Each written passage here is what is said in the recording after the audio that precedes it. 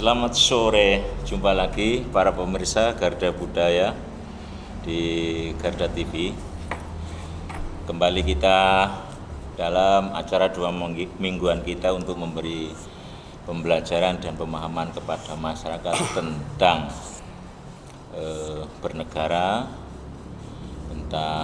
bernegara dan seluk-beluknya. Nah, kali ini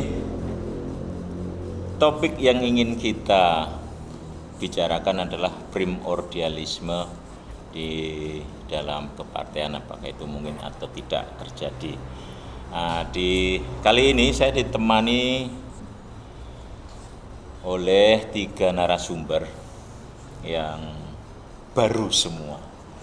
Yang satu ini sebelah kanan saya adalah dari Ngawi, Mas Anton, pengamat politik dari Ngawi.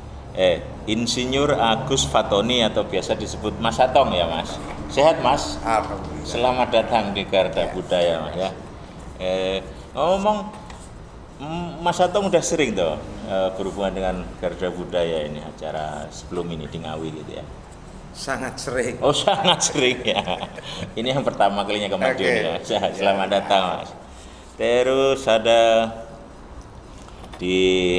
juga ada Mas Anton Kusumo, SH, Ketua DPC PDIP Kota Madiun. Selamat itu, Ketua DPC itu, PDIP Kota Madiun. Perjuangan. PDIP. PDI Perjuangan. Oh, PD Perjuangan. Jadi rupanya Mas Anton nggak mau nggak boleh disingkat, karena P bisa bisa diplesetkan kemana-mana takutnya gitu ya. Jadi harus disebut Ketua DPC PDI Perjuangan Kota Madiun. Selamat datang, selamat sore Mas Anton. Selamat sore. Sehat-sehat tuh? Sehat-sehat. Selamat sore Mas Ugi. Sudah lama sebetulnya saya menunggu beliau ini untuk saya ajak bicara bersama, tapi sulit sekali karena kesibukan partainya.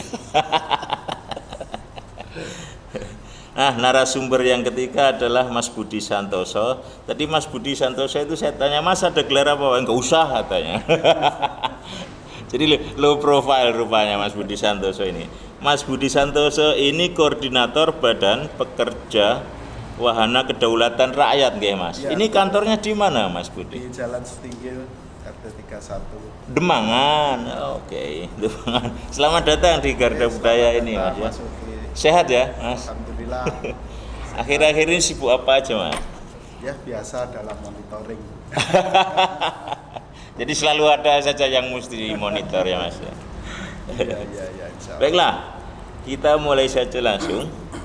Saya ingin memulainya dari Mas Atong ya Mas ya, nggak apa ya. Jenengan yang pertama ya. Mas, tolong ini Mas. Ini kan fungsinya untuk memberi pembelajaran dan pemahaman kepada masyarakat umum. Jadi nanti yang disampaikan sesederhana mungkin sehingga masyarakat kita, jadi pemahaman yang paling sederhana saja, primordialisme itu apa sih Mas? Ya, primordialisme. Iya. Primordialisme di dalam satu partai. Kalau kita langsung ke partai. Iya boleh, nggak apa-apa. Sendiri adalah suatu paham bagaimana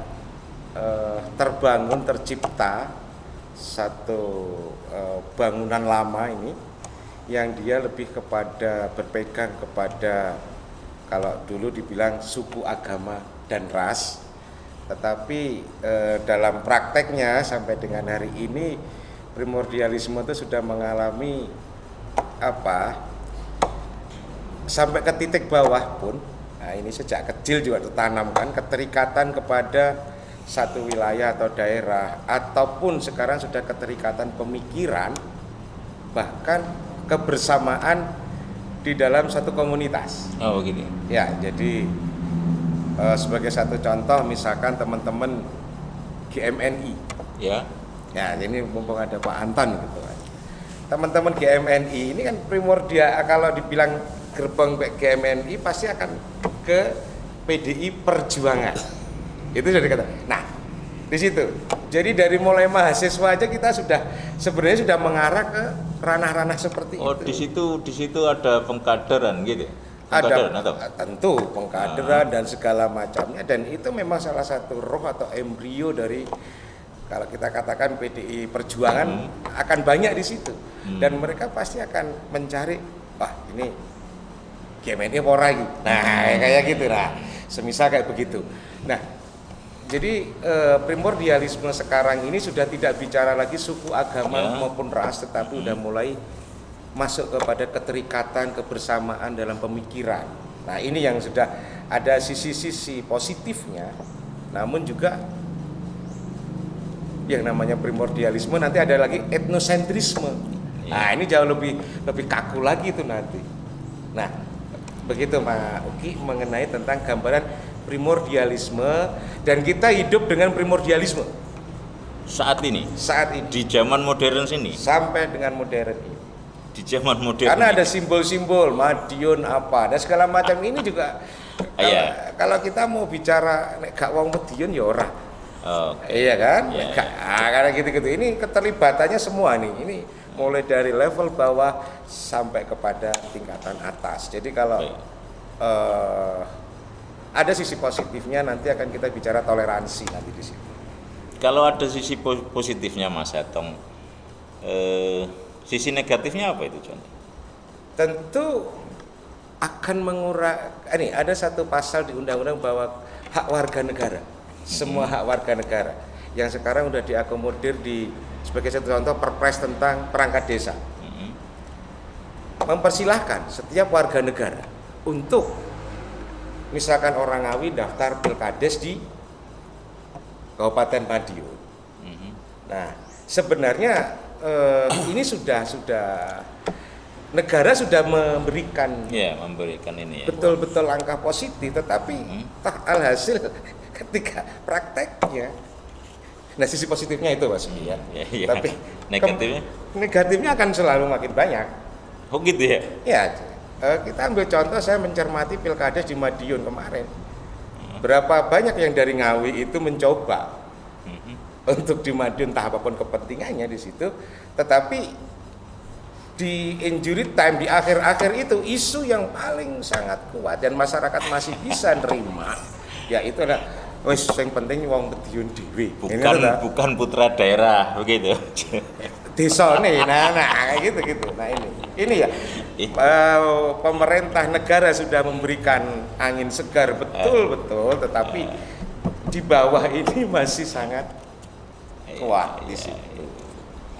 Jadi masalahnya justru ada di bawah ya. Atau memang isu itu yang dinaikkan? Sebenarnya isu itu oleh calon yang asli. Sebenarnya sudah secara ini mereka udah ngaku kalah dan dia udah memainkan isu itu. Tapi bagaimana memoles isu itu sampai betul-betul warga si pemilih itu yo tinggal nggak ada pilihan lagi tuh, timbangannya wong kono lu wong kene, bahkan mereka udah urunan lagi. Nek kono kalau sana memberi maaf nih, stigma money politik kan masih ada. Calon dari Magetan atau dari Ngawi ngasih 100, ya akhirnya ini merasa ada aku dijajah duit mau 100 kan gitu. Akhirnya warga di satu desa itu yang masih memiliki primordial tadi, justru mereka patungan di injury time kasih 300, kasih pemahaman, yang penting dulure dhewe, yang penting segala macam itu. Jadi itu negatifnya ya. Iya. Ada lagi yang perlu sampaikan? Apa? Itu dulu aja. Saya geser dulu ya ke Mas Budi. Ini pengen bicara juga dengan pemahaman primordialisme itu. Kalau menurut Mas Budi, Mas, kalau di dalam kepartaian itu akan banyak negatifnya atau positifnya, Mas, kalau primordialisme yang terjadi? Ya, kita sebelum membicarakan itu kan bagaimana dengan arah reformasi yang diharapkan, kan gitu. Reformasi yang diharapkan ya memang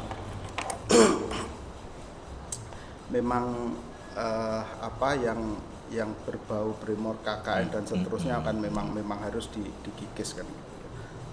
Tetapi dalam perjalanannya kita juga tidak bisa membendung itu semua ya. Artinya ketika satu pemimpin hadir dan bisa mensejahterakan, memakmurkan masyarakat. Ini juga karena juga dibatasi kan gitu ya, dibatasi hanya 2 periode kan. Ya ini juga keinginannya juga orang berkuasa itu setelah berkuasa pasti ingin berkuasa lagi. Ini sudah merupakan rumus yang tidak bisa terbantahkan ya. Bisa saja seperti yang disampaikan Mas Atong tadi, setelah 2 periode, kemudian istrinya, kemudian anaknya, kemudian siapanya lagi. Itu bergeser menjadi dinasti ya, seperti ya itulah yang akhirnya menjadi dinasti. Dan itu juga tidak bisa kita pungkiri ya, di mana masyarakat menginginkan perubahan, tetapi dalam hal ini mesti pinter-pinternya juga bagaimana sebuah campaign atau kampanye yang dimunculkan gitu. Ya, jadi seakan-akan kalau sudah anaknya ini sudah itu kan hanya biologis kan gitu ya, bukan ideologis kan ya. Jadi belum tentu seorang bapaknya ini baik kemudian ke anaknya atau ke menantunya baik kan gitu, belum tentu ya. Inilah nanti ya pinter-pinternya memainkan campaign itu tadi gitu. Jadi saya bisa menangkap seperti ini ya, reformasi yang diharapkan justru berbuah menjadi deformasi, ketidakteraturan begitu, gitu Mas? Ya itu juga gini, masyarakat juga tidak bisa membendung itu kok, karena juga ya pinter-pinternya itu tadi campaign ya, tapi yang kedua juga ada semacam di beberapa wilayah juga ya ini keberhasilan ya, ternyata juga lebih baik daripada bapaknya, lebih baik dari ibunya kan gitu. Tetapi juga banyak juga yang setelah dinasti itu dulu bapaknya menjabat, ini diteruskan anaknya ya akhirnya juga terperangkap di KPK. Nah, ini itulah ya makanya dalam hal ini pendidikan politik, pendidikan untuk masyarakat ya ini betul-betul harus dimainkan ya. Dalam hal ini terutama juga dalam hal ini kalau ada Mas Anton ya partai kan gitu ya, partai karena di sini adalah sebagai peserta pemilu ya. Peserta pemilu demokrasi kan gitu ya, demokrasi lah. Bagaimana yang memainkan demokrasi ini karena peserta pemilunya adalah partai. Ini bisa memberikan sajian terbaik terhadap masyarakat. Iya. Ada lagi itu? Karena saya ingin membahas lebih dalam karena Mas Anton berkecimpung langsung di dalam partai, ya. Saya ingin bertanya nih kepada Mas Anton, Bro. Ini kira-kira ya karena Mas Anton ini kan ada di Partai Demokrasi Indonesia Perjuangan. Itu menurut Mas Anton loh ya, ini kacamata Mas Anton sendiri, persepsi Mas Anton sendiri, terjadi nggak itu di PDI Perjuangan itu primordialisme yang bergeser menjadi semacam dinasti yang menurut pergeserannya ke arah situ tadi menurut Mas Budi kan seperti itu, mau nggak mau kan seperti itu terjadi nggak Mas Anton di situ? Kalau terjadi ini nanti efek-efek positif negatifnya apa saja kan gitu? Ayo Mas Anton, monggo, waktunya saya persilakan. Saya ingin membahasnya lebih dalam karena Anda aktif di partai. Ya. Jadi gini, kaitannya dengan primordialisme, itu apalagi dengan sistem pemilu yang sekarang ini pemilu liberal, karena kaitannya hanya untuk keuntungan, itu pasti terjadi. Oh, masa di Indonesia sudah liberal? Pasti terjadi. Ya, dengan sistem pemilu yang terbuka ini kan luar biasa. Efek reformasi tadi. Iya. Deformasi atau reformasi? Jadinya deformasi. Ya. Nah, karena ini menyangkut untuk kepentingan supaya dia terpilih, pasti itu akan dilakukan oleh semua kontestan ya, artinya caleg-caleg itu pasti menggunakan primordialismenya itu kan itu. Ini yang justru kalau kita bicara tentang keindonesiaan ini menurut saya ini hal yang tidak baik kan itu kan, karena kita yang tidak baik ya sebetulnya kan. Ya, yang tidak baik karena kita ini kan Pancasila, jadi bahwa negara ini dibangun atas dasar persatuan rakyat, itu kan hanya sudah tidak ada perbedaan kelompok kan, ya, suku, ras, agama kan. Sebentar, saya potong sedikit saja. Kalau saya menangkap di sini artinya primordialisme ini menghalang-halangi proses asimilasi, menghalang-halangi proses pembauran yang ingin dicapai oleh negara kesatuan dong, seperti itu. Enggak seperti itu? Coba. Oh iya. Kalau misalnya seperti itu yang terjadi. Iya, sesungguhnya akan kalau segera tidak kita kita beri pemahaman dan kesadaran, pasti akan terjadi pecah belah. Ini contoh saja di Kota Madiun sederhana, ya. Nah, ketika pileg itu, calegnya ini yang dari Esa Trate, dari Esa Winongo kan itu kan, dia pasti akan digunakan itu. Jadi sudah bukan suku, agama, ras lagi kan? Iya, kan gitu kan. Lebar lagi. Nah, pada konteksnya. Tapi itu kan juga primordialisme tuh Mas Budi. Iya. Kesamaan adat walaupun adat yang di ya. Nanti gitulah. Pada Adat perguruan gitu loh Mas. iya, pada ketika jadi dia punya tanggung jawab besar terhadap bukan hanya kelompoknya, tapi kan seluruh masyarakat kan gitu kan. Nah, di masyarakat itu tadi terjadi banyak banyak elemen dari banyak suku, banyak agama. Nah, ini yang menurut saya bersama-sama kita berikan pemahaman kepada mereka bahwa apapun bentuknya yang namanya primordialisme itu pasti akan berdampak buruk. Itu pasti akan berdampak buruk. Ya, prinsipnya bahwa negara ini kan dibangun dengan kebinekaannya. Ya, nah, betul. ini yang harus dijaga dan kita kawal. Jadi kebinekaan itu hanya jangan menjadi lip service saja gitu ya. Iya. Nah, kalau sisi keuntungan, nah itu pasti ya gitu kan. Wes pasukanku wis ana milih guys lah. Iya. Kan gitu. Itu dari sisi keuntungan. Dan itu tidak hanya terjadi di Jawa. Iya. Betul. Iya.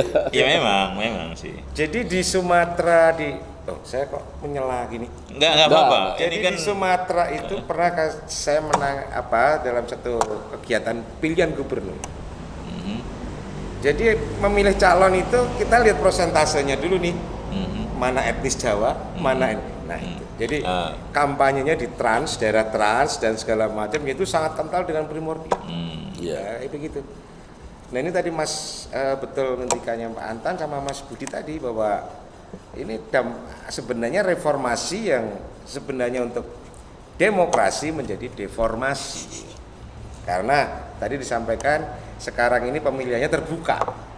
Terbuka itu gua menang harus pakai suara banyak, gimana caranya? Iya. Dengan berbagai macam ikhtiar, campaign tadi. Ya udah.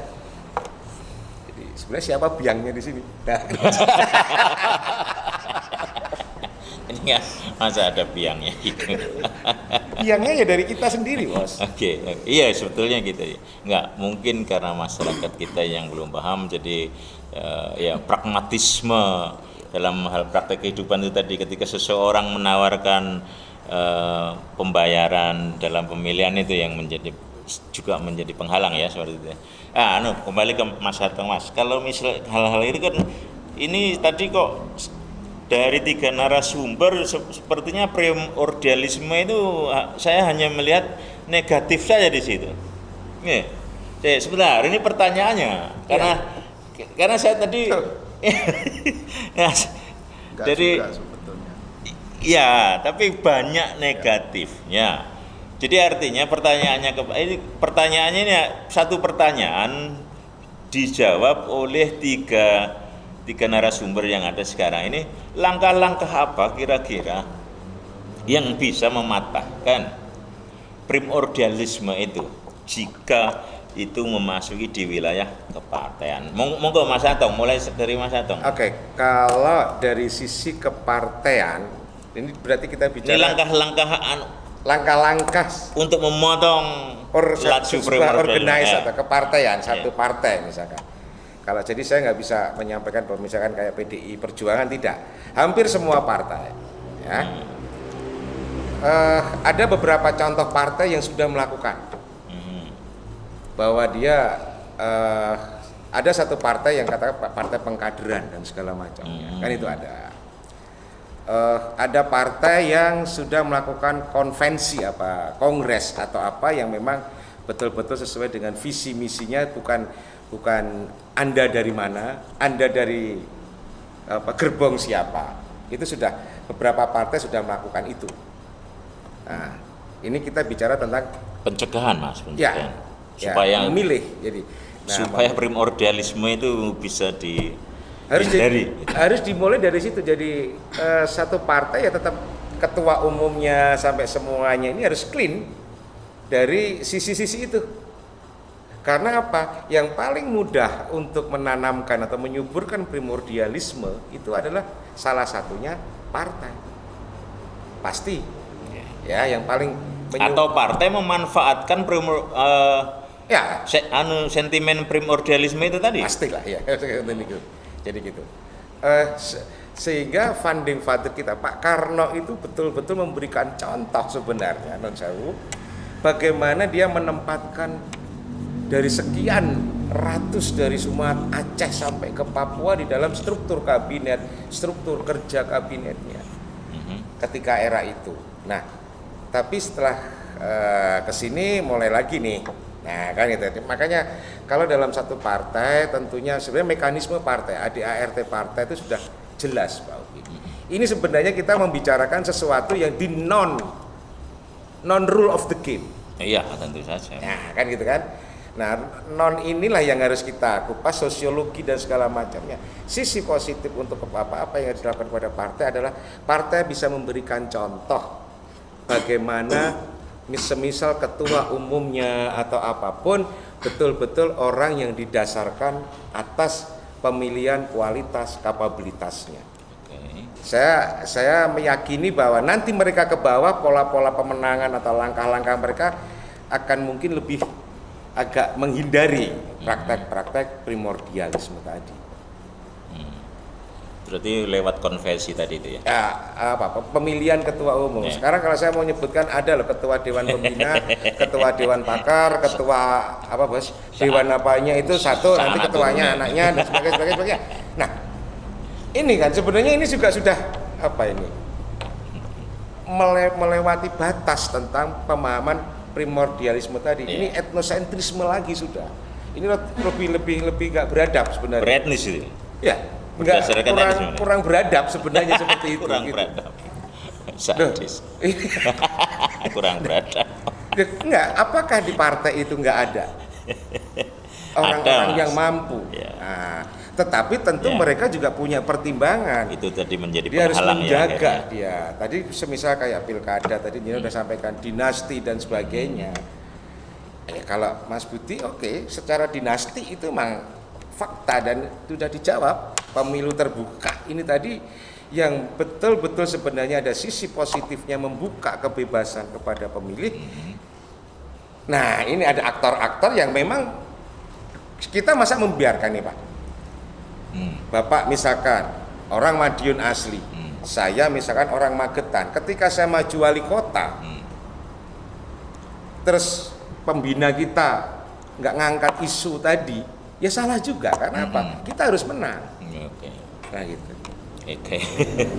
Sehingga kalau kita bicara ini nyaris nggak ada sisi positifnya sebenarnya. Akan terjadi dinasti politik. Bentar. Kita perlu istirahat dulu, nanti kalau ini bicara terus tertawa saya. Istirahat dulu sebentar. Jadi kita akan kembali ke sesi yang kedua dengan pertanyaan yang pertama tadi, tapi dijawab oleh narasumber yang berikutnya. Kita akan jumpa lagi sebentar lagi.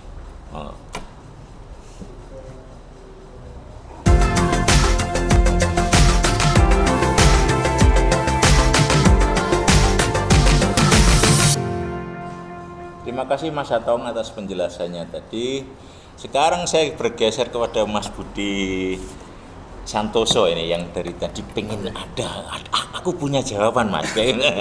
Monggo Mas, waktu saya persilakan. Jadi gini ya, primordialisme itu tadi juga tidak kita tidak perlu mempermasalahkan akan terlalu yang menakutkan. Sebetulnya itu juga diperlukan.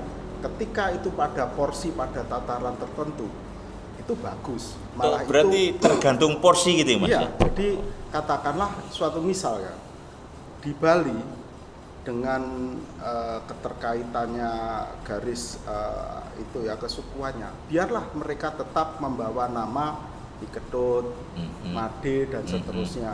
Kemudian juga di katakanlah Batak ya, di Batak dengan marga-marganya ya. Dengan marga-marganya, juga dengan di Aceh. Di Aceh dengan budaya erat yang dipegang, yaitu misalnya di sana menolak ada hotel berbintang 5 yang tingginya melebihi menara masjid ya. Itu bagus. Tetapi ketika ini dibawa ke nasional yang kita merupakan Bhinneka Tunggal Ika ya, ini akan menjadi permasalahan yang baru termasuk dibawa kepada partai kan gitu. Partai sendiri adalah tatanan dalam rangka politik untuk ketatanegaraan. Nah, ini kalau sudah diambil di sana, ya ini bermasalah. Tentu saja ya. Begitu. Seperti itu ya. Jadi kita nggak perlu memikirkan bahwa itu menjadi penghalang, asalkan dalam porsi tertentu primordialisme itu bisa diberlakukan di wilayah masing-masing seperti itu. Iya. Karena kita tahu kan di Aceh ada partai lokal ya. Iya. Mas Anton ada nggak? Ya Mas Anton nih, giliran Mas Anton ini, langkah-langkah apa kira-kira untuk mengurangi efek negatif dari primordialisme tadi? Ya menurut saya membangun tentang kebangsaan yang sangat penting sekali. Manis itu. Ya. Manis. Karena primordialisme pasti terjadi kan itu kan. Tapi ini harus primordialisme yang prinsip. Artinya primordialisme dalam konteks sebuah visi misi atau ideologi kan gitu kan. Nah, sebab itu bagaimana supaya primordialisme ini mulai sedikit bisa dikurangi kan gitu kan. Itu ya dengan membangun kesadaran, sekali lagi dengan membangun kesadaran kebangsaan bahwa partai politik punya tugas dan kewajiban memberikan kesadaran yang luwes, kata Bung Karno di dalam bukunya Mencapai Indonesia Merdeka. Ya. Nah, memberikan kesadaran kepada masyarakat tentang tanggung jawab terhadap bangsa dan negara. Itu kan kembali lagi itu tadi bahwa negara ini dimerdekakan atas dasar persatuan dan kesatuan rakyat Indonesia. Itu kan. Itu aja misalnya. Oh, itu saja. Iki kita ya ketemu ngomong ini. Ayo, okay. Apa yang ingin Anda sampaikan ya? Aku bernafsu ngomong. Jadi jadi begini, karena saya termasuk juga praktisi. Oke. Pengamat juga praktisi.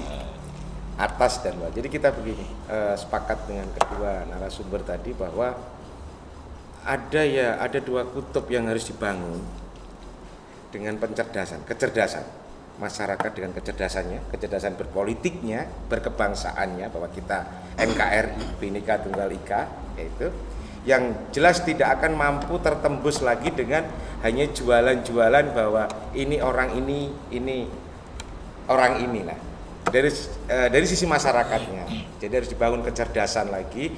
Yang kedua adalah dari sisi aktor, ya, termasuk partai politik dan sebagainya.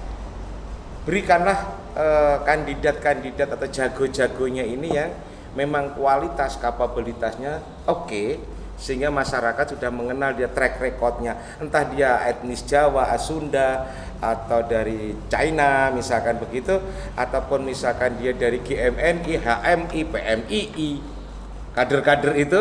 Oke, kita jangan terlalu mengekspos atau memberikan kepada masyarakat seperti, tapi tunjukkan bahwa Pak Anton ini calon wali kota Madiun semisal, kalau diaminkan ya syukur. Nah, dia ini orangnya bagus nih, kepemimpinannya, leadershipnya, sehingga kita masyarakat melihatnya, oh ini memang sosok pemimpin yang kita butuhkan. Artinya yang mesti dilihat adalah karakter kualitas pribadi seorang calon, seperti itu. Betul. Itu kalau kita bicara tentang elektoral, pemilihan, tapi iya, di internalnya pun juga seperti itu. Jangan sampai nanti Pak Anton ketika sudah jadi ketua DPC Madiun memasukkan gerbong-gerbongnya Pak Anton. Nah, ini kan dari internal sendiri kan juga sudah ada potensi masalah. Tapi intinya Pak Uki bahwa masih ada harapan yang cukup besar adalah ini kita masih dalam proses berdemokrasi yang Indonesia punya, kebangsaan di situ. Artinya kita proses menuju itu, pencerdasan kepada pemilih dan pemilih disodori calon-calon atau satu partai yang memang betul-betul partai ini memang bineka nih, gitu partai. Tapi ada sedikit tapi nanti tolong dijelaskan karena ini kan.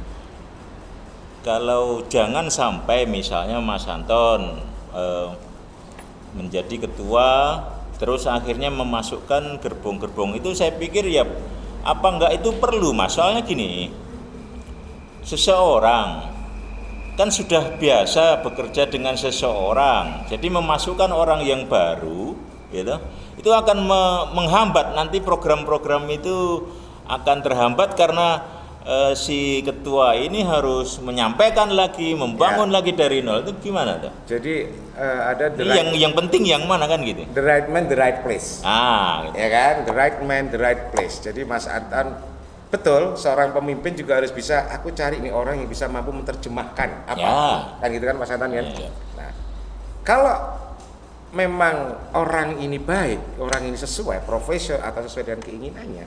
Nah, keinginan ini kan suka dan tidak suka, like and dislike, subjektivitas di situ kan, bukan berdasarkan integritas. Nah, disinilah akhirnya dituntut semua dari kepartaian maupun dari masyarakat harus menerapkan manajemen kebangsaan, maksudnya gitu. Karena yang terjadi sekarang ini kebanyakan yang penting setia, entah goblok atau yang penting setia. Nah ini lebih jeruk lagi.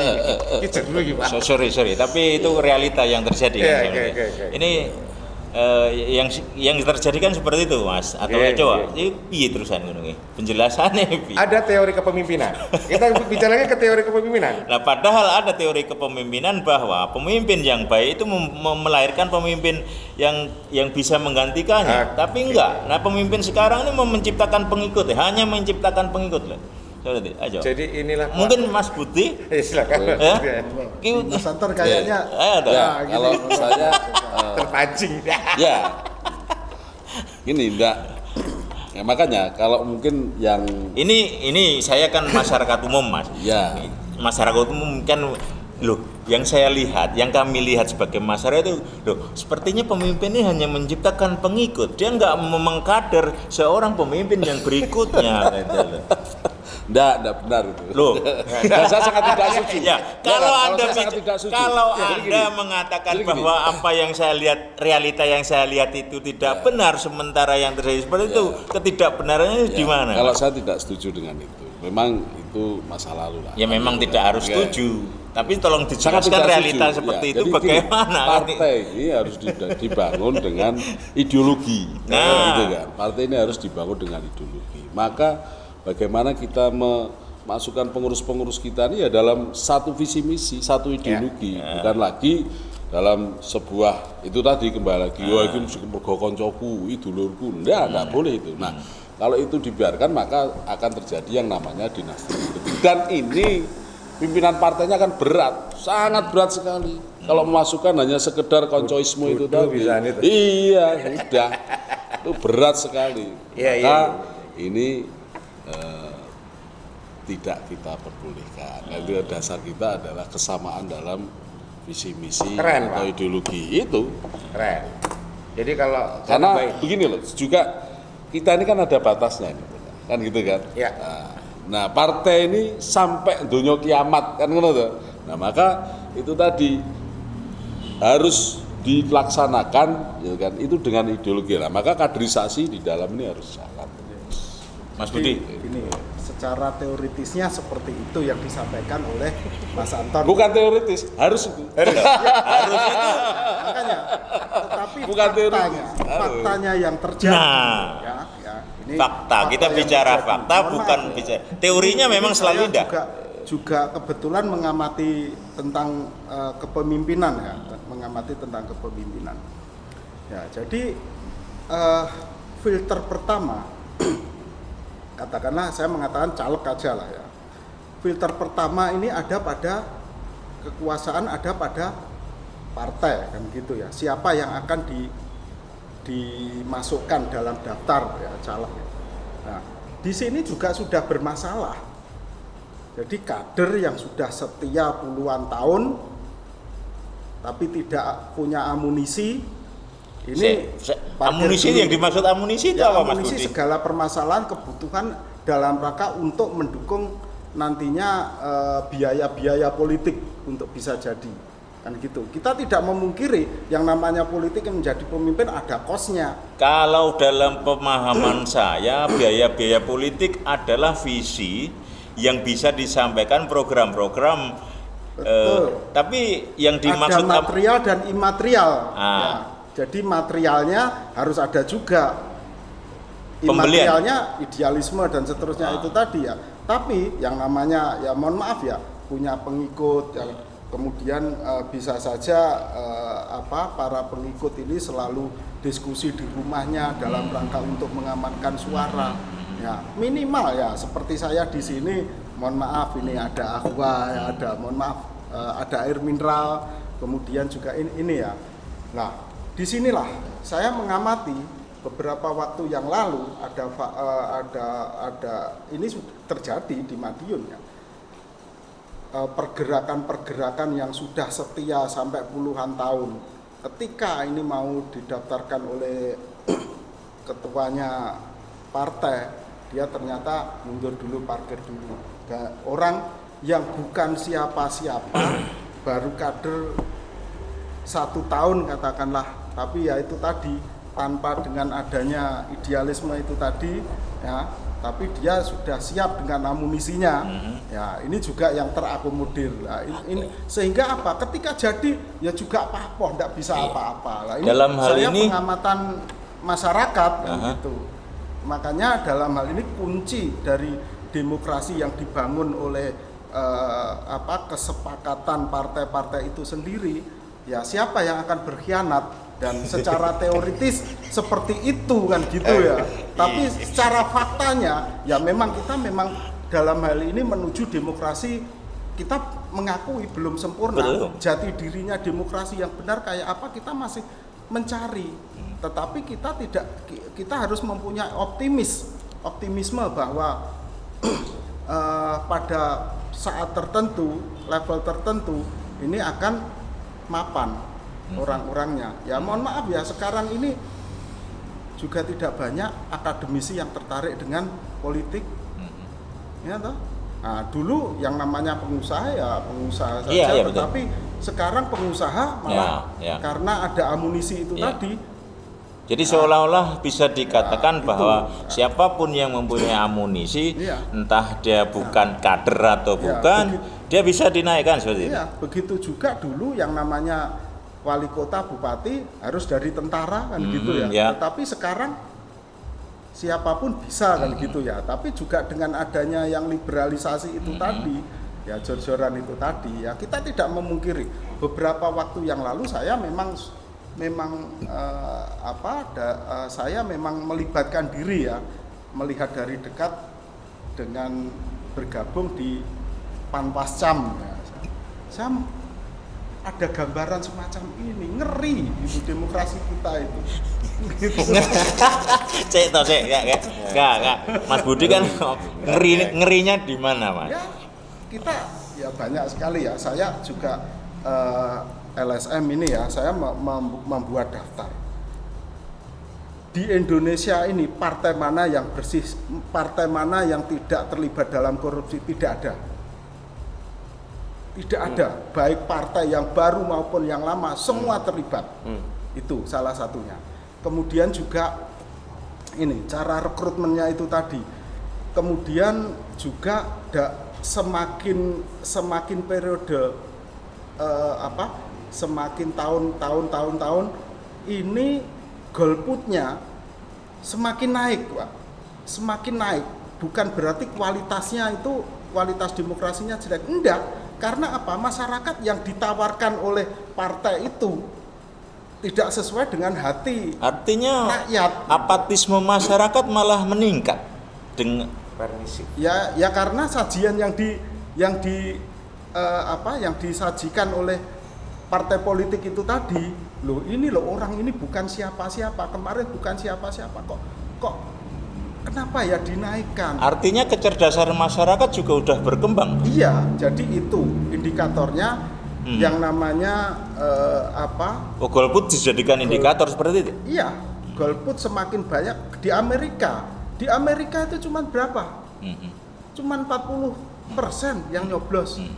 Karena yang lain tidak sesuai dengan hati nuraninya, ya salah satunya itu. Tapi juga demokrasi tetap jalan kan. Nah, itulah di Indonesia ini ya, selama ini nanti dari para peserta pemilunya yang menentukan demokrasi ini ada pada pundak mereka. Ketika ini tidak mau berbenah diri, tidak mau merubah, ya yang terjadi Indonesia akan demikian ini, termasuk ya, mohon maaf, pilkada dipungkiri. Memang ada satu partai yang mengatakan tanpa mahar, ya toh. Tapi yang lainnya, dan itu terjadi atau tidak kan gitu. Dan nyatanya juga saya telah mempelototi Pak Sugi ya. Oh iya, ternyata orang yang bisa macung menjadi wali kota, bupati, pimpinan daerah harus mempunyai amunisi itu tadi. Karena juga ada rekomendasi, tanpa ada rekomendasi apakah itu membayar? Walau alam, kita juga belum masuk rekomendasi itu membayar enggak, Mas Anton? Enggak, di partai kami. Yang jelas begini, saya menindaklanjuti dari beliaunya bahwa kenapa masyarakat jadi apatis. Karena pertama adalah pendidikan politik yang tidak berjalan, kan gitu. Karena juga masyarakat tidak pernah diingatkan bahwa pentingnya partai politik. Mas Anton mengatakan selama 23 tahun reformasi itu Mas Anton mengatakan bahwa pendidikan politik itu nggak berjalan. Nggak berjalan. Tidak berjalan. Sehingga ini masyarakat menjadi apatis. Bahwa yang harus diperhatikan. Ini penting sekali. Bukan tanggung jawabnya partai kami, tapi semua indikatornya partai. apa, Mas? Kalau Mas Anton bisa, Mas Anton mengatakan bahwa pendidikan demokratis ini tidak berjalan, itu indikatornya apa, Mas? Tingkat kepemilian masyarakat terhadap partai politik, kan gitu. Nah, kenapa masyarakat ini menjadi bukannya apatis? apatisme itu timbul karena justru masyarakat itu sadar bahwa demokratis itu nggak berjalan sehingga akhirnya mereka apatis. Padahal partai punya sekolah, partai loh. Iya. Sekolah partai loh. Sekarang beberapa partai memang sekarang sudah mendirikan, Mas. Semua partai mempunyai sekolah kader. Masyarakat ini tidak pernah dijelaskan tentang pentingnya partai politik dan pentingnya pemimpin. Siapa yang salah? Kenapa nggih? Saya tak ngomong dulu kan gitu kan.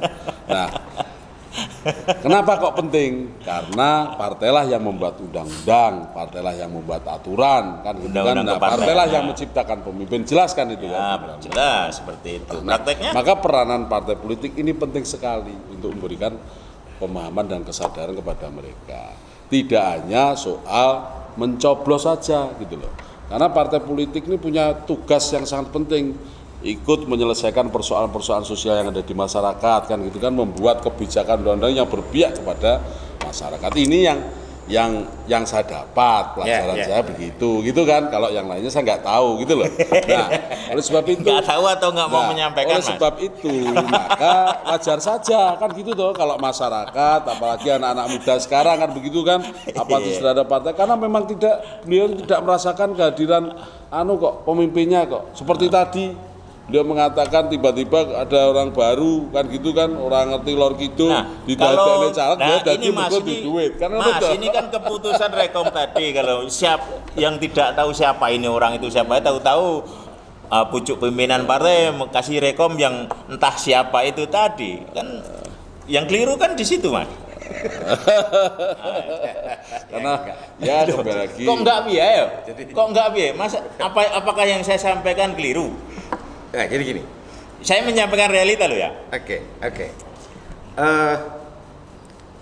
Saya biasa bekerja dengan data. Ya. Oke, nanti dulu, Bos. Apa yang disampaikan Pak Anton tadi ada benarnya dan juga ada yang kurang tepat. Sama Mas Budi juga sampaikan. Menurut saya, artinya begini. Tadi golput ya di Indonesia itu sudah mulai bergeser angka golputnya. Kalaupun secara nasional, mohon maaf kita ini sampai survei 1 bulan yang lalu selama pandemi itu sudah turun angka golput. Di berapa persen nih? Angka golput nggak akan lebih dari 12%. Ya, itu suatu yang luar biasa. Setelah kita cermati apa di beberapa daerah pilihan gubernur kemarin 2020.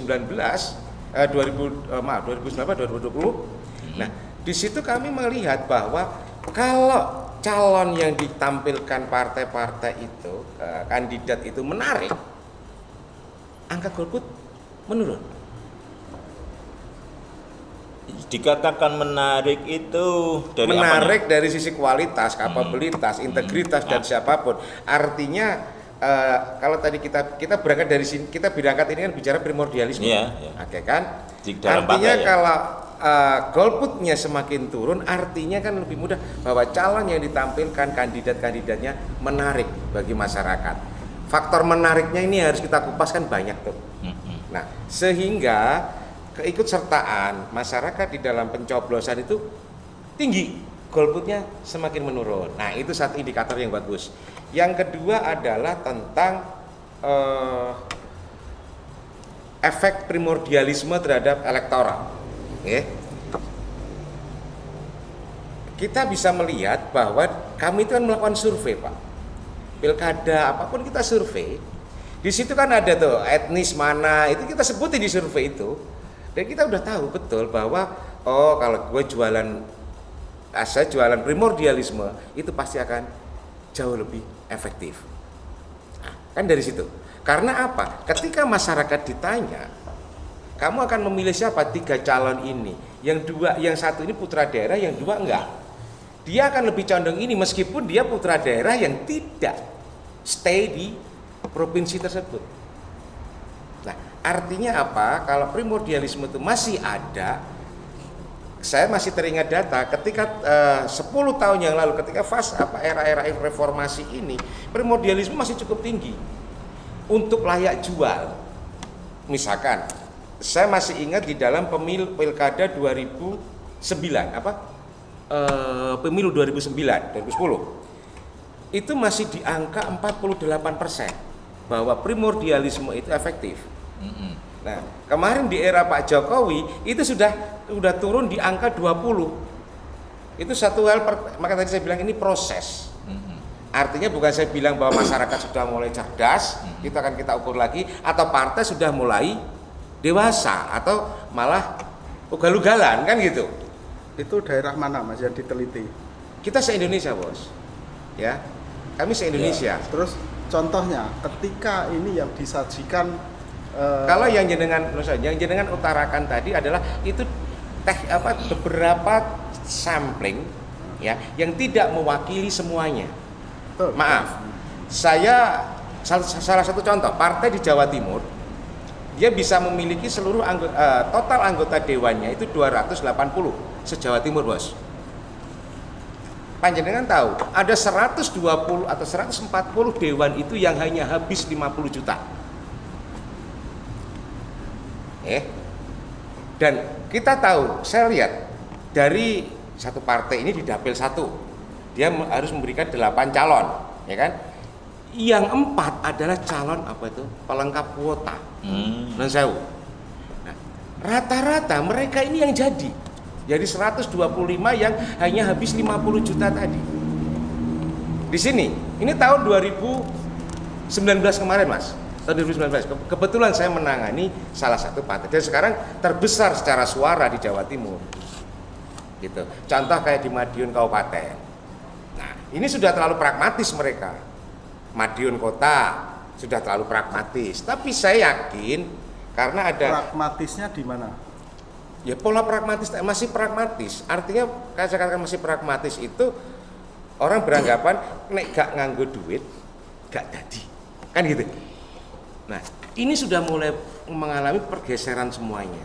Baik kalau golput tinggi berarti calonnya elek. Kalau menurut Mas Budi, pragmatisme itu masih terjadi nggak? Masih, Jual beli suara. masih Toh? masih. Ya tapi itu tadi ya memang jujur saya juga mengetahui itu. Ya, Cuman undang-undangnya ya, mohon maaf, saya menangkap loh ketika saya jadi Panwascam, money politik kita tangkap, tetapi lagi-lagi tersandung pada undang-undangnya. Yang kita tangkap, yang memberi uang ada videonya, ada saksinya dan tapi ketika ini kita sodorkan, kita sodorkan kepada Bawaslu. ini kepada Bawaslu yang di sana ada beberapa jaksa dan polisi. Ini tidak memenuhi syarat karena apa? Yang memberi uang ini bukanlah yang terdaftar tim pada mereka. Oh, jadi sudah di ini malah ya, kan kok mereka pintar Mas ya. Iya, itu karena gini, mereka membuat undang-undang tersebut juga ingin bagaimana masyarakat terakomodir kepentingannya, tetapi dia sendiri juga biar aman kayak apa. Bisa Begini, lolos. Mas, saya mau namanya. Janganlah itu menjadi generalisir. Oke.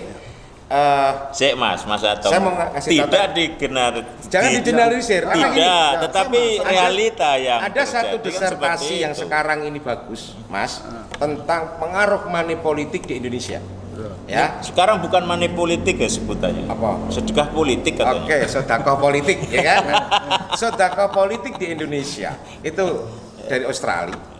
Kebetulan dia adalah peneliti dari indikator politik Burhanuddin. Kalian bisa cari bukunya itu.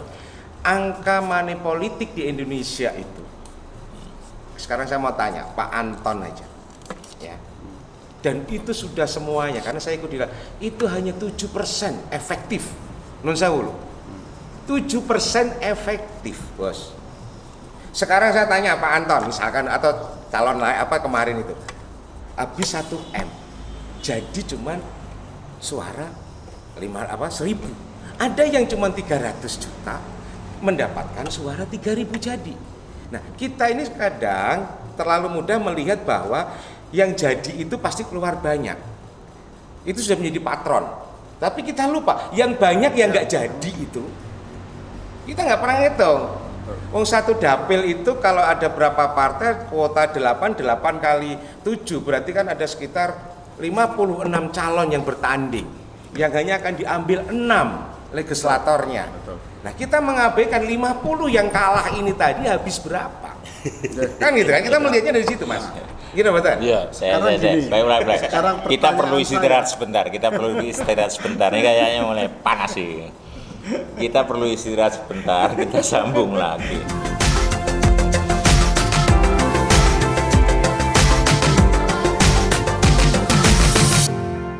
Kembali kita di sesi ketiga. Di sini saya ingin memberikan waktu untuk masing-masing narasumber menyampaikan pikiran-pikirannya tentang primordialisme dalam partai itu tadi. Nanti kalau terjadi adu argumen ya saya persilahkan karena memang yang namanya argumen itu mencari titik terang. Jangan sampai argumen itu membawa kita ke arah permusuhan seperti itu ya. Monggo, ini siapa yang ingin bicara duluan? Mas Atong, Mas Budi atau Mas Anton? Monggo. Tunjuk aja, Mas Atong dhisik. Ayo. Oke, monggo. jadi primordialisme bagaimana upaya ya, kita untuk mengurangi dulu, Bos. Kalau menghilangkan masih agak berat. Jadi ini adalah Indonesia sedang berproses untuk beberapa hal, salah satunya primordialisme. Karena primordialisme sudah menjadi satu dikatakan secara epistemologi paham. Ini paham, sehingga dan ini tentu prosesnya beratus-ratus tahun dari sejak kecil dan segala macamnya. Nah, kalau kita bicara di Indonesia 1928 memang betul tonggak. Ya. Tadi sebutkan Jong Batak, Jong Java, Jong Islaminten Bon dan segala macamnya. Mereka bisa mengerumpun menjadi satu untuk Indonesia karena semangatnya pada waktu itu berbeda. Setelah meraih kemerdekaan, ada pemilu tahun 55 dengan berjibun partai. Nah, itu 115 partai. 115 partai kalau salah. Itu sudah merebak lagi, primordial itu hidup lagi. Nah, di situ akhirnya di era Orde Baru Pak Harto dengan tiga partai sebenarnya sudah mulai. Tetapi karena kita ngelihat ada santri, ada pemilih elektoral Indonesia itu santri, abangan dan segala macam itu kan, nasionalisme dan nasionalis dan segala macamnya. Nah, praktek-praktek primordialisme ini kita seringkali kita nggak tahu ini berawal dari mana. Apakah dari aktor, semisal kepartaian atau apa, atau dari masyarakat sendiri sebagai dampak dari budaya tadi, budaya primordialisme kan udah membudaya. Nah, tetapi ada hal yang baik tentang efek primordialisme di dalam elektoral. Itu sudah mulai menurun karena apa? Ya kita tidak menutup kemungkinan secara kepartaian partai juga sudah mulai belajar dari banyak kegagalan. Kegagalan menang kalahnya. Menang kalahnya. Ini tadi kan disinggung oleh reformasi, ditambah lagi demokrasi, ditambah lagi Pak Anton tadi tentang demokrasi terbuka. Demokrasi terbuka itu memang menuntut untuk ya siapa menang, siapa kalah. Bagaimana caranya? Ada regulasi. Nah, penegakan hukumnya yang masih relatif cukup lemah. Artinya apa? Primordialisme dari data kita sudah mulai ada menurun. Artinya ada dua, masyarakat sudah mulai cerdas. Jadi pendidikan politik. Yang kedua adalah partai juga sudah belajar daripada kesalahannya sehingga partai menyuguhkan calon-calon yang berkualitas atau menjadi representasi harapan pemimpin bagi masyarakat di situ. Artinya tidak memupus bahwa primordialisme tetap ada, iya, tetapi kita berproses ini sudah mulai ada arah menuju yang lebih baik. Artinya ya semoga aja partai, masyarakat juga semakin cerdas, semua stakeholder kita di masyarakat simpul-simpulnya udah mulai menggerakkan, memilihlah dengan pemikiran dengan karena visi misi tadi, visi misi seseorang. Meskipun masyarakat juga udah a priori bukan apatis, permisif apatisme sudah mulai cerdas ya, Mas. Sudah mulai cerdas. Makanya kalau angka golput tinggi artinya bisa dikatakan salah satu sebabnya partai gagal di dalam menyuguhkan calon pemimpin yang menjadi harapan warganya. Gitu. Mas Anton ini saya nyambung di sini ya. Apakah benar ini ada satu kalimat yang terakhir tadi, partai gagal memberi pelajaran tentang demokrasi. Monggo. Makasih. Oke. Jadi bukan gagal, kurang. Tadi gagal menyuguhkan calon. Ya. Nah, itu nanti ada itu, guys. Ayo, Mas. Jadi bukan gagal tapi masih kurang kan itu. Masih kurang. Masih perlu diperbaiki. Ya, masih perlu perbaikan terus. Nah, itu yang kami lakukan terus, partai kami yang kami lakukan terus tentang kembali lagi tentang kesadaran berbangsa dan bernegara. Ini sangat penting sekali. Maka di situ akan bisa menghilangkan atau mengurangi yang namanya primordialisme. Karena kita punya tanggung jawab bersama terhadap bangsa dan negara, kan, khususnya Kota Madiun, kan. Apalagi dengan situasi kondisi yang paham-paham radikalisme ini kan sudah sangat luar biasa, kan. Maka ini yang harus kita lawan bersama-sama dengan membangun kesadaran. Sekali lagi membangun kesadaran kepada masyarakat ini penting sekali tentang tanggung jawab terhadap bangsa dan negara. Menurut saya itu. Mas Budi, ada yang ingin disampaikan untuk mengurangi jadi masyarakat ya, saya mungkin mempresentasikan dari kebutuhan masyarakat. Jadi partai-partai ya, ini tolong, ini harus dekat dengan masyarakat juga. Jangan butuhnya 5 tahun sekali ya toh, pas mau pencalekan, mau pilkada, mau pilpres, seakan-akan menjadi pahlawannya rakyat. Memanusiakan manusia hanya 5 tahun sekali gitu. Ya, memanggil masyarakat hanya 5 tahun. Tetapi dalam hal ini perlu adanya komunikatif yang berkesinambungan. Ya, setelah misalnya ya, ini setelah yang kita usung jadi ya, minta masukan masyarakat apa kayak tidak terbatas pada konstituennya. Jadi biasanya anggota dewan itu yang diajak itu konstituennya. Kenapa sih di sini banyak kok, ada LSM, ada ormas, ada komunitas-komunitas lain. Dan itu bisa diajak diskusi ya sebetulnya Mas ya. Kedepannya bagaimana? Ini kira-kira siapa yang ini?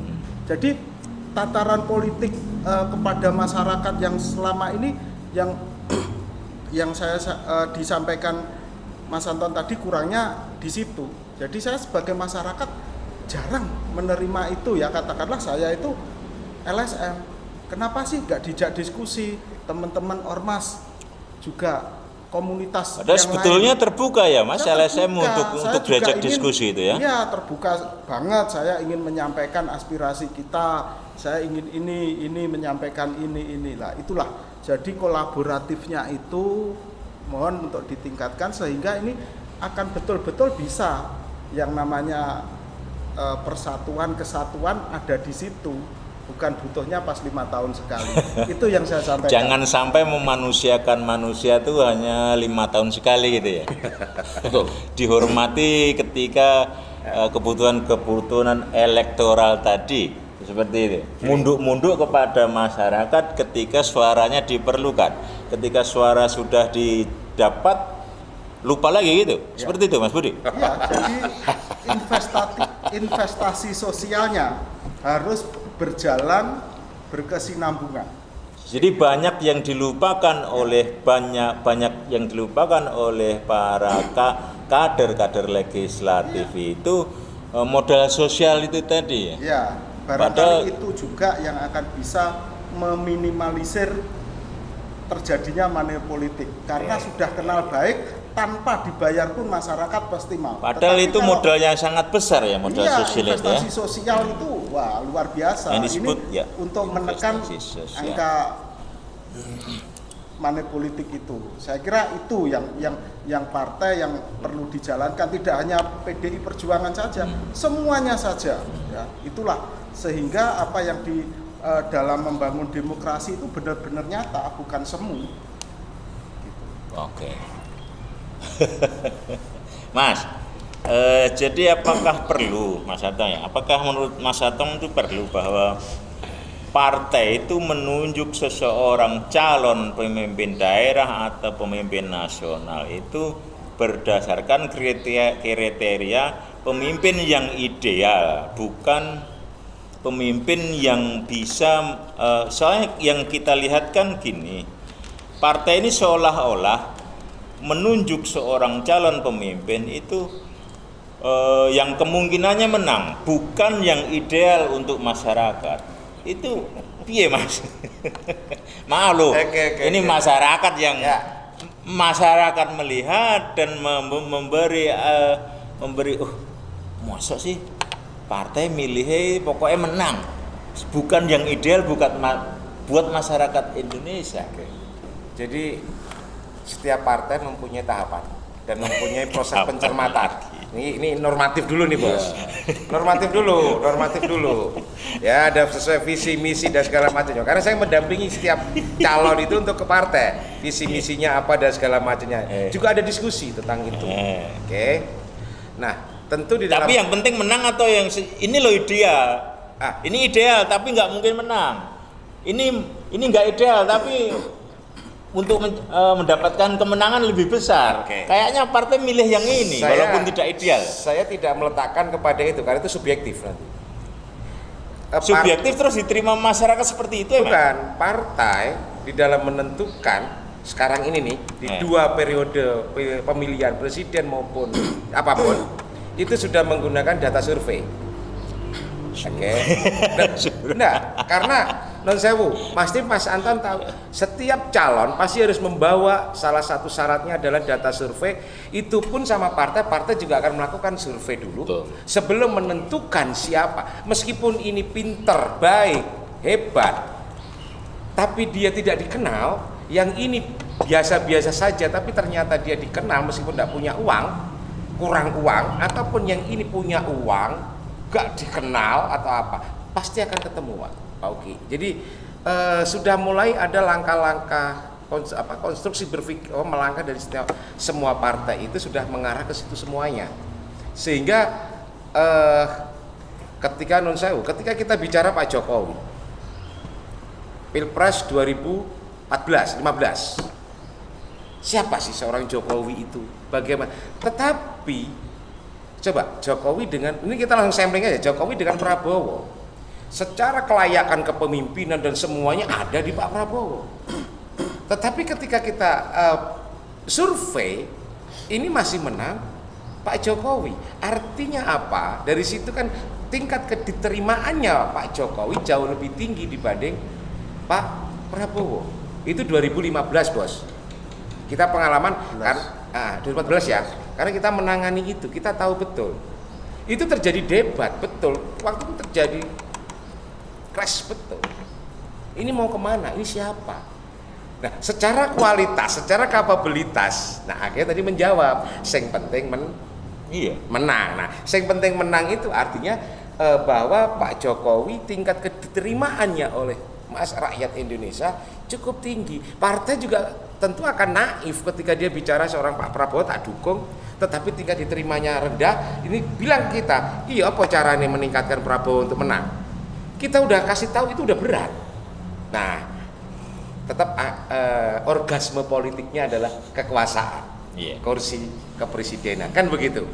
Nah, ini kalau itu kita bagaimana membangun itu. Artinya, ayo masyarakat itu tetap dicerdaskan terus. Nah, tadi saya sampaikan ke ini tadi menyikapi tadi begini. Partai punya kayak Mas Anton ini, dia punya langkah-langkah di dalam setiap partainya. Nah, yang tadi Mas Budi bilang, "Bu, partai ki mudun nek wis." Gini, mohon maaf. Ketika pileg partai akan caleg akan membawa dirinya dan partainya. Tapi setelah dia jadi, dia sudah bukan pemilik siapa yang milih. Seperti itu. Tapi enggak aturannya, Bos. Aturannya Pak Anton menang di dapil 1. Dia enggak setelah jadi duduk di kursi dewan, dia enggak boleh enak-enakan ngurusin dapil 1 aja. Dia harus milik rakyat Kota Madiun, kan gitu. Nah, ini yang harus dirubah dari mindset para legislator itu adalah, Bapak itu jangan hanya di situ aja dong. Ya we ngurusi dapil 5. Karena Anda adalah pemilik semua. Begitu duduk sah dia wajib untuk seluruh Kota Madiun. Nah, itu yang belum terjadi di dan banyak. itu ditegaskan di dalam sumpah janji jabatannya, kan gitu. Sumpah janji setia. Janji tinggal janji. Sumpah janji setia. Oke, siap. Baiklah, diskusi hari ini sangat menarik karena dari masing-masing narasumber menyampaikan pendapat dengan sangat bersemangat, yang pada intinya adalah bahwa pembelajaran kepada masyarakat harus terus dilakukan untuk mencapai kecerdasan berpolitik seperti itu. Ya, tujuannya adalah kita mempunyai pemilih-pemilih yang cerdas dan objektif. Sampai jumpa lagi. Terima kasih atas perhatiannya. Salam merdeka.